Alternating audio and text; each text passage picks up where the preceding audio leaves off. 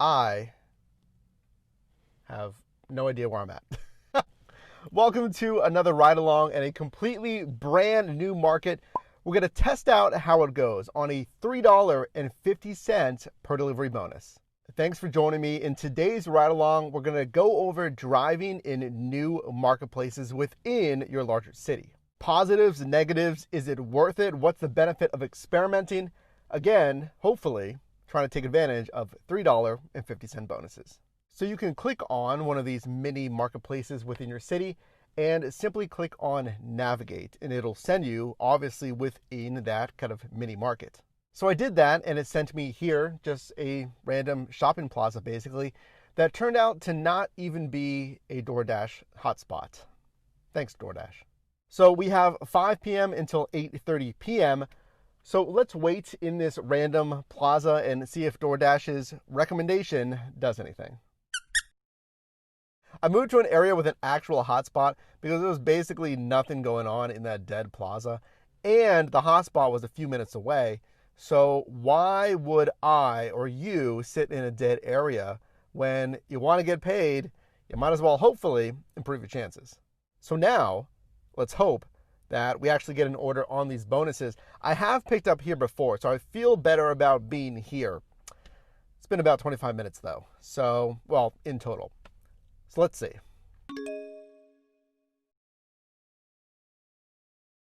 And finally, I got an order after waiting who knows how long, driving to a different hotspot, and we're going to decline that one.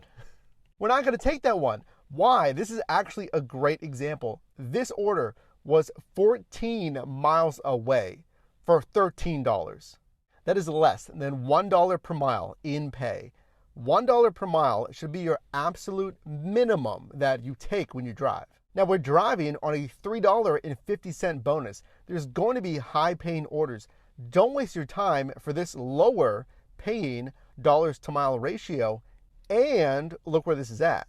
This is at a grocery store. It's Vons. So when I've done, I think only a handful of these grocery orders, there's typically a lot of items, a lot of bags. One time I had to load my entire trunk for one order. Because we were smart, because we were strategic, we got this order that's paying really, really well, and look at the miles.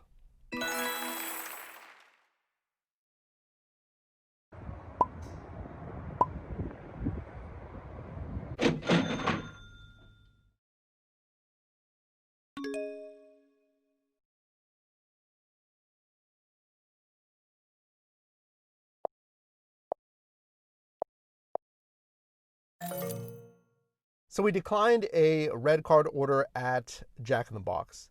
And if you're not familiar with what a red card order is, that just basically means you're going to place the order yourself. Generally, for those fast food places, it's decent, it's predictable, right? You place your order, you go through the drive-through lane, pretty good. But the problem is the drive-through itself. You can accept it, but you don't really know how slammed it is until you get there. So you're hoping you get there and it's not too busy. That's not always the case, especially at Taco Bell I've seen. You may see like 3 or 4 cars in line. And the pay was lower. It was like $8, so I declined that one.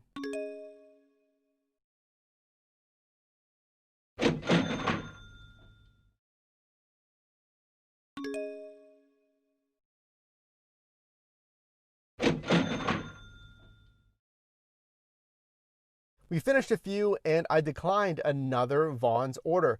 In my opinion, for the miles just going into the grocery store, what I've seen in the past is going to be kind of a pain. So 45 minutes left, still on the $3.50 promo. So let's see what we get.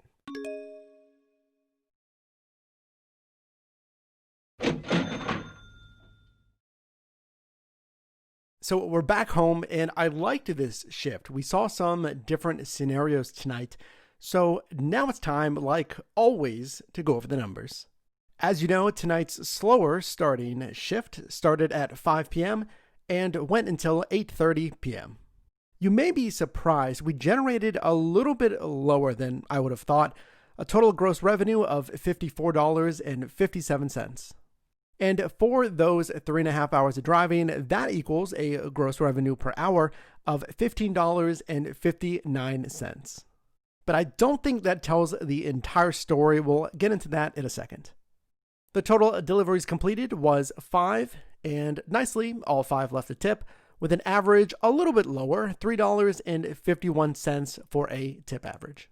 Now, since it was a little bit slower, especially at the start, we really didn't drive that much. We saw that because we declined that Vaughn's order. So in total, the business miles was a lower 24. That gives us a tax deduction of $13.80. Subtracting that from our gross revenue, that gives us a net revenue before taxes of $40.77. Dividing that by our shift, that gives us a net revenue per hour of $11.65. Let's get into what these numbers really mean for this shift. This was an interesting one with more declines of prospective orders than usual. The gross revenue was down, but so were the business miles. At least I wasn't driving all over the marketplace. So while yes, the gross hourly pay was under $16, we kept the business miles and the subsequent expenses rather low. So really the only thing that we lost was some time here, but you're going to have that. You can't necessarily predict how busy the marketplace is going to be with orders. I'm curious to know your thoughts on this shift tonight. Definitely let me know your thoughts down below in the comments. And question for you, what do you do on these slower days, especially in a new market segment that you typically don't drive? Make sure to not miss the first link in my description. That's for my Amazon storefront for the very best accessories for your side hustle. Click or tap the screen right now for my most recent video, as well as a video recommended for you, and I'll see you in the next one.